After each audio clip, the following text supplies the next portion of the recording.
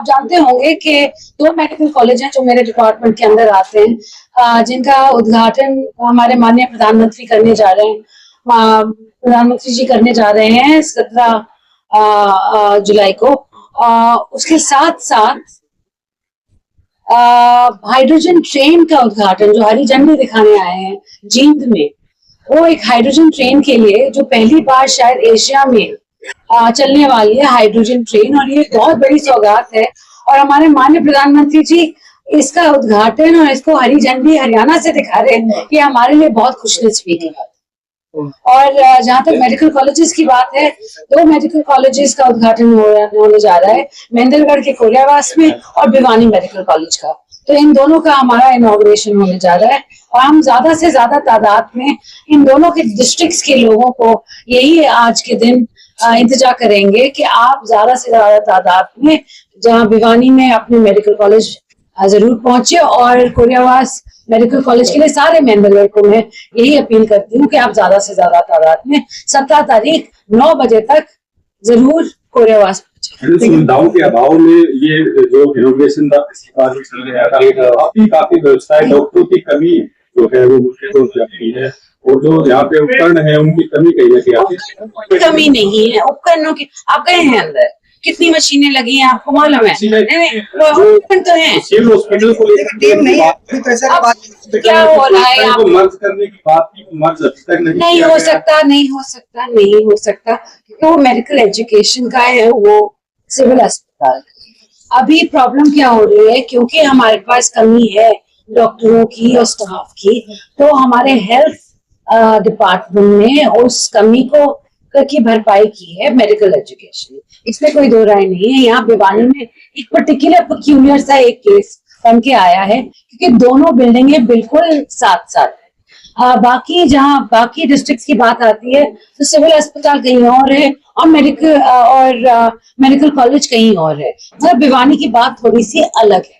तो हम पूरी कोशिश कर रहे हैं कि MER की तरफ से अगर हम डिस्ट्रिक्ट लेवल पे ही अगर हम भर्ती कर सकें और डॉक्टर्स, तो ये हमारे VC जो रोहतक है उनके नीचे आ जाए, तो और डॉक्टर्स और प्रोफेसर्स हम भर्ती कर सके ताकि जल्द से जल्द ये भरपाई हो जाए, और से ज्यादा OPD हमारे मेडिकल कॉलेज में हर रोज हो।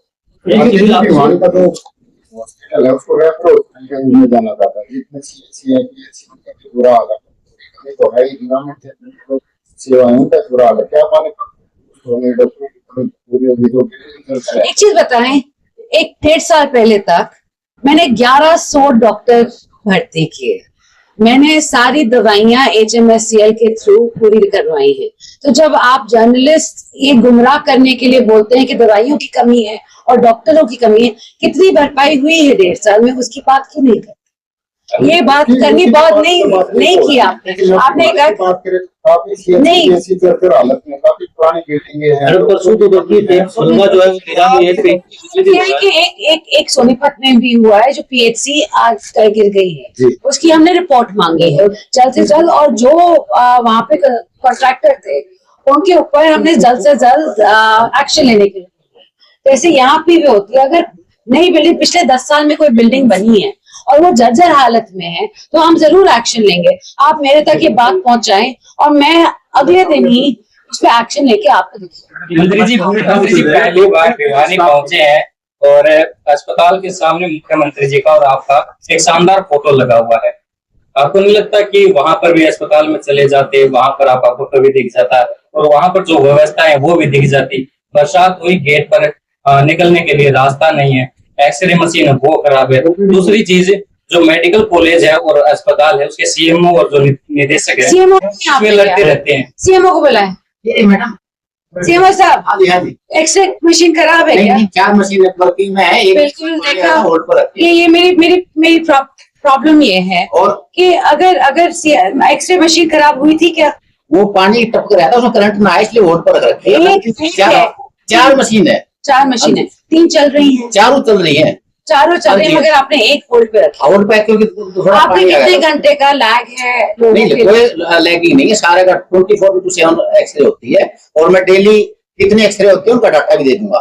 मंत्री जी, एक दूसरा ये जो बोलिए, भिवानी हॉस्पिटल की बिल्डिंग अनसेफ घोषित की हुई है पीडब्ल्यूडी द्वारा, फिर भी उसमें मरीज भर्ती है। सिविल अस्पताल। जी। 2 दिन पहले भी एक मरीज के पिता पर का मलबा गिर गया था, वो घायल हो गया। नहीं, अनसेफ नहीं है, ना कंडम कर रखी है, वो बिल्कुल जैसे ये ऐसी छत है, उसमें थोड़ा पड़ गया था, उसमें कोई डाउट नहीं है, लेकिन वो अनफॉर्चुनेट हुआ था। उस पर हमने जो पेशेंट आया था उसको कार्रवाई करके ठीक कर दिया। उसके उनके सर पे गिरा है, उनके सर पे। अच्छा ठीक है, और पीडब्ल्यूडी ने फिर उसकी मरम्मत की है 2022 में करी थी। तो उसके बाद इस हादसे के बाद क्या हुआ? इसका हादसे के बाद हम लोग को चिट्ठी लिखा है कि आपने 2022 नहीं, आप मेरी बात हाँ जी मेरी बात कर रहा है कि ऐसा हादसा हो चुका है, तो आने वाले वक्त में अगर और भयानक हादसा हो गया तो उसको हमने खाली कर दिया। वो चलो अभी पर चिट्ठी कोई कार्रवाई नहीं। वो 2000 किसको लिखी है आपने चिट्ठी? नहीं BNR ने जो रिपेयर करी थी 2022 में, उसमें वैसे तो ना सीलन उसकी करवाई थी, लेकिन वो हमने देखा, मेरे पास फोटो भी है, उसमें कहीं पर भी वो सीलन या कुछ नहीं, तो पता नहीं वो अचानक कैसे हुआ, वो उसके लिए हमें चिट्ठी लिखी थी। ऐसी घटना सामने हुई थी जहाँ पानी टपक रहा था ऊपर से इमरजेंसी में। जी। नहीं पानी हमारे डिस्ट्रिक्ट ये इसमें आसपास की बिल्कुल सब ठीक थी, ये थोड़ा पड़ा नहीं, मगर ये काफी बड़ा है ना। हाँ जी, ये एकदम इसमें ना तो हमें पता लगा ना BNR का पता। ये क्या है? ये फोटो लगा रखा है बच्चों का, वो था। और ये वॉलपेपर है क्या? हाँ जी, ऊपर वो ड्राइंग सी बना रहे बच्चे। अच्छा, और इसके बीच में से इतना बड़ा इतना गिर गया था। एक चीज और काफी है चोट दिलवाने के लिए, अगर मंत्री जी उसमें चोट लगी है, उसमें फिर हमने BNR को लिखा है। नहीं, what you have to do now CM साहब, सीधी बात ये है, सीधी बात ये है, आप BNR मेरे को बताएं, अगर ये मेरे को अगले हफ्ते तक यहाँ पे मरम्मत करके नहीं देते तो आप मैं अभी बताऊंगी, HCN साहब से बात करवाऊंगी। ठीक है, पीडब्ल्यूडी मैंने इसकी इन्फॉर्मेशन डायरेक्ट को दी। हाँ ये मेडिकल कॉलेज में है क्या? 1974 की बड़ी है तो ये अपने मनीष बंसल को ही। अच्छा, DGHS। ठीक है। पंसीलाल हॉस्पिटल की, तो अस्पताल की बात कर रहे हैं, जो मेडिकल एजुकेशन हमारे जो स्पेशलिस्ट है सारे सेवा वहाँ दे रहे हैं, हमने महिला क्लिनिक से हमारे नहीं, मगर OPD तो वहीं चल रही है। नहीं उनकी कोई डायरेक्टर ने हमारे जितने भी स्पेशलिस्ट थे उनकी सारी OPD हमारा डायरेक्टर साहब है क्या?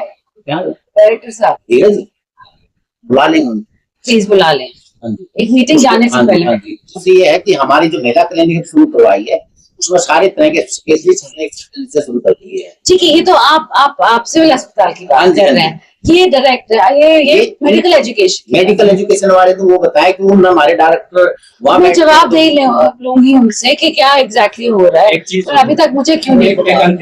दीवानी के जो आपस में तालमेल न होने की वजह से एक दूसरे की शिकायत वो कष्ट निवारण समिति में बैठक हुई, उसमें भी ये शिकायतें पहुंची। तालमेल की कमी होने के वजह से आमजन पिस रहा है, मरीजों को सुविधाएं नहीं मिल रही, लोग नहीं पहुंचते कर्मचारी।